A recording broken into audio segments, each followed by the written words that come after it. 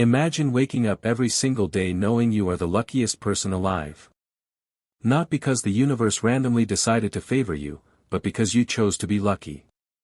Because you decided that luck is not a matter of chance, it's a matter of belief. This is the power Neville Goddard taught, the power of your imagination, the power of your assumptions shaping your reality. If you've ever felt like life is happening to you instead of for you, then this script is your wake-up call. Stay till the end, because what you're about to hear will change how you see luck, success, and your own potential forever. Let's begin. Luck is not something that happens to a select few, it's something you create. Neville Goddard's teachings reveal that your outer world is nothing more than a reflection of your inner assumptions. If you believe you're lucky, the universe has no choice but to agree with you. Think about it.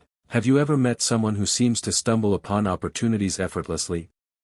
They win contests, meet the right people at the right time, and always land on their feet no matter what. Is it coincidence? Or is it because, deep down, they know they're lucky? Neville would say it's the latter.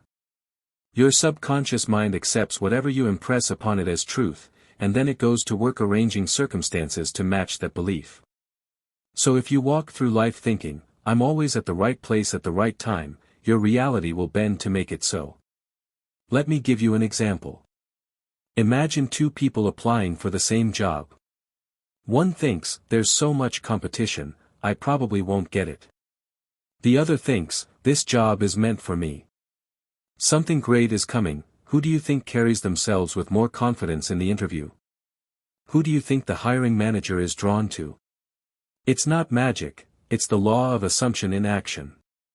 The second person isn't just hopeful, they know they're lucky, and that knowing shifts their energy, their words. Even their body language. Neville taught that you don't attract what you want, you attract what you believe you are. So if you want to be lucky, you must first assume the feeling of being lucky. Live from the end. Feel the gratitude of already having the luck you desire, and watch how your world rearranges itself to confirm it. But here's where most people go wrong, they wait for proof before they believe. They say, once I see a sign, then I'll trust it. But that's backward. Faith is knowing before seeing. If you want to be the luckiest person alive, you must embody that identity now, not when the circumstances line up. Start small. Tell yourself every morning, today, something amazing is going to happen to me. Then, go through your day looking for evidence. Maybe you'll find a $20 bill on the street, or an old friend will call you out of the blue with an exciting opportunity. The more you reinforce the belief, the more luck will seem to follow you.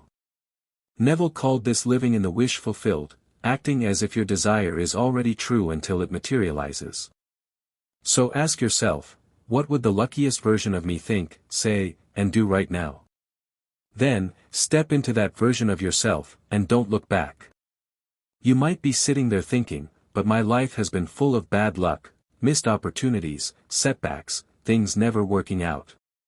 Here's the truth, your past does not dictate your future unless you keep reliving it in your mind. Neville Goddard taught that time is an illusion when it comes to manifestation. The only moment that truly matters is now, because now is where your power lies. If you keep replaying old stories of failure, disappointment, or misfortune, you're anchoring yourself to that version of reality. But if you decide, right this second, that from now on, you are the luckiest person alive, your life must change to reflect that belief.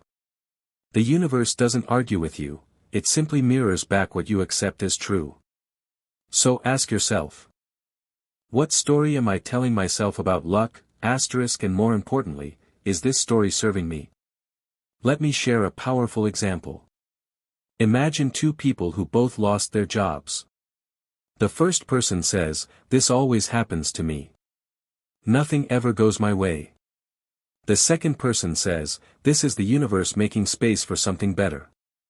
Who do you think will attract new opportunities faster? The first person is stuck in a loop of victimhood, reinforcing bad luck with every thought. The second person, even in difficulty, assumes that life is conspiring in their favor, and because of that assumption, they start noticing job openings, networking opportunities, or even unexpected paths they never considered before. Neville called this revision, the practice of mentally rewriting past events to align with the reality you desire.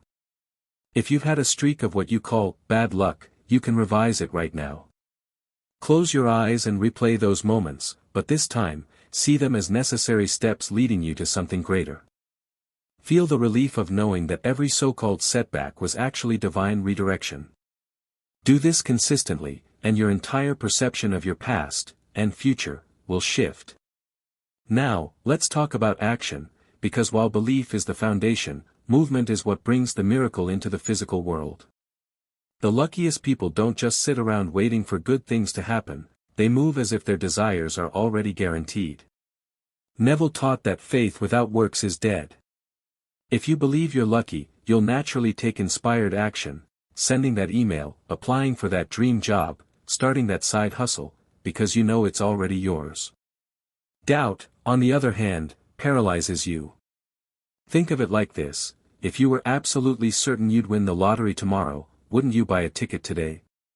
Of course you would. That's how the luckiest people operate. They don't hope, they know, and so they act with boldness. So ask yourself, if I were truly the luckiest person alive, what would I do differently today? Then go do it. The universe rewards those who move in faith.